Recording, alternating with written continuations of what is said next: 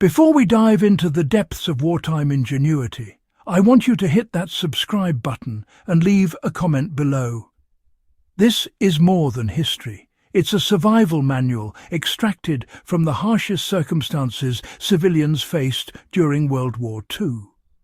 Whether you're a history buff or a survivalist, understanding these strategies will sharpen your knowledge and could even help in extreme survival situations today. Let's explore how ordinary people turned desperation into resourcefulness, making water, life itself, available even when society collapsed. People learned to collect water from the most unlikely places. During the Blitz in London or the bombed-out villages across Europe, traditional water sources were often destroyed or contaminated. Civilians had to improvise. One common method involved harvesting rainwater, using anything from bathtubs to improvised tarpaulin sheets. By angling sheets to funnel water into barrels or pots, even small rain showers could yield enough for daily use. To replicate this, you can use any waterproof material, angle it toward a clean container, and cover it to prevent contamination. The key was constant vigilance. A single rainfall could mean life for a family. In cities where pipes were broken or wells polluted, civilians discovered the value of condensation. Windows, especially during cold nights, would form water droplets. People would collect these with cloths or scrape them into containers. More ingenious setups involve creating simple solar stills with glass, soil and containers. The still would evaporate moisture from soil or plants, condense it on glass and drip into a collection vessel. Modern survivalists can replicate this technique using plastic sheets over damp soil, placing a small stone in the center to direct condensed water into a container beneath. The principle remains the same. Moisture is everywhere, even if it isn't obvious. For civilians in Northern Europe, winter brought both challenges and opportunities. Snow was not only a drinking resource, but also a method for storing water. People would melt snow over small fires or stoves, carefully filtering debris with cloth or improvised strainers. It was important not to consume snow directly because it lowers body temperature and can cause hypothermia. The method applied in practical survival terms today is straightforward. Gather clean snow, place it in a container over low heat, and filter before drinking. During wartime, every snowflake counted, proving that even frozen precipitation can sustain life if used correctly. In bombed-out cities or villages under siege, civilians learned to exploit underground water sources, including shallow wells, cisterns, and even seepage from riverbanks. People would dig carefully, often under dangerous conditions, and use simple filtration methods like sand, gravel, and cloth to remove debris. These improvised wells required constant attention to prevent contamination. For modern applications, the lesson is clear.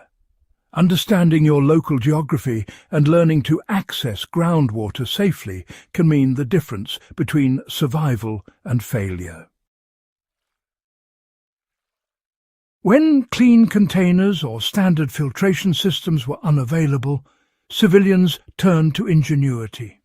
Broken pipes, discarded cloth, sand and charcoal from stoves were layered to create filters capable of removing sediment and some bacteria. One famous example comes from Warsaw, where residents would run water through layers of sand and charcoal scavenged from rubble, making previously undrinkable water usable. Today, replicating this method requires layering sand, charcoal and gravel in a container, ensuring water passes through slowly to filter effectively. It's a direct lesson from history in turning destruction into survival tools. Even in urban environments, World War II civilians discovered that plants could be sources of water. Vines, birch trees and certain shrubs could provide sap or moisture. Techniques varied, puncturing roots and collecting sap, or cutting branches to gather accumulated rainwater.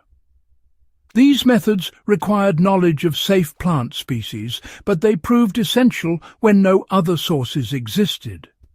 For modern survivalists, knowing local flora and understanding which plants store drinkable water could, really replicate the life-saving ingenuity of wartime civilians. Wartime civilians understood that collecting water was only half the battle. Purification was crucial. Boiling was the most common method, but when fuel was scarce, improvised chemical treatments came into play. Civilians sometimes used small amounts of bleach, iodine, or even improvised charcoal filters to purify water. Understanding concentration and contact time was critical. Too much chemical, and the water became toxic. Too little, and pathogens survived. This principle remains vital today. Even if modern chemicals or filters are unavailable, the techniques pioneered during the war are directly applicable. Beyond collection, World War II civilians mastered the art of water rationing. Households measured water for cooking, cleaning and personal hygiene with military-like precision. Every drop was accounted for. Knowledge of rationing teaches a crucial survival lesson. Water management can be as important as acquisition. A practical application today is simple. Measure, track and allocate water carefully during emergencies, mirroring the disciplined approach civilians used when every litre counted. Finally, perhaps the most genius hack was social pooling resources and knowledge. Communities would share water, filtration methods and rainwater collection techniques. Sharing barrels, rotating duties to maintain clean water sources, and educating neighbours on purification multiplied the impact of individual effort. For anyone studying wartime survival, the takeaway is clear. Collaboration is a force multiplier. Even the most innovative water hack benefits exponentially when shared across a community. Water was life, and for civilians during World War II, every innovation, every small trick made a difference between survival and death. Understanding these methods not only preserves history, but equips modern survivalists with tested strategies adaptable to today's emergencies. By learning how past generations survived when all else failed, we gain insight into human resilience and the unrelenting value of resourcefulness. If you found this guide valuable, subscribe to my channel for more historical survival strategies and, leave a comment sharing which water hack surprised you the most. Share this video with fellow history enthusiasts and survivalists because these lessons from the past are evergreen resources that can save lives now and in the future.